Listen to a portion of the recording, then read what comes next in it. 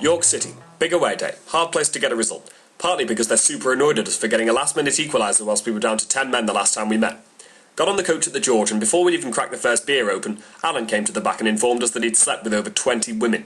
He also said his wife had predicted a 2-1 win for Southport. He told us that if her prediction was correct, she'd be getting it when he arrived home. We got halfway to York and encountered a heavy spell of fog, which cued a lot of moaning about the fact that it was 18 degrees Celsius in Southport and we were stuck on a coach to York, which was probably going to be freezing cold, and we were probably going to be seeing Southport lose 5 or 6-0.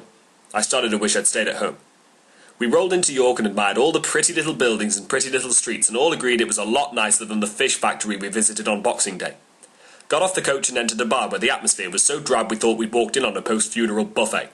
Watched 10 minutes of Chelsea Spurs before leaving for the ground and bumping into Ollie, who told me he was impressed with the quality of hot dogs in York. The match started and York had us under heavy pressure. Their pressure led to them having around 7 corners in a row and we started to get nervous, but then Colonel Gaddafi, who was still alive and well, wouldn't let our heads drop. We somehow made it to the break.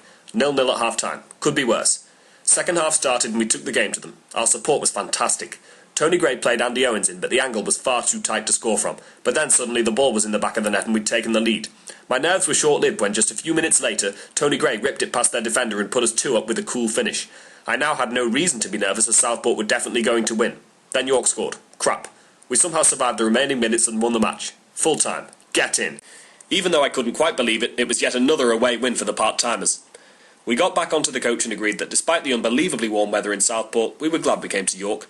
We arrived back in Southport and celebrated long into the night, but my sincere condolences went out to Alan's wife, who was going to be getting it that night, having predicted the correct score. 1-2-1. Great result, great away day.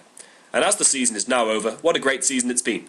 I remember at Alfreton on the first away day of the season back in August, we were singing about our chairman's ambition to finish in the top 8, whilst never truly believing that it would actually happen, so a 7th place finish is fantastic, and it's all thanks to the players and manager. And Rushton and Diamonds. Yellows.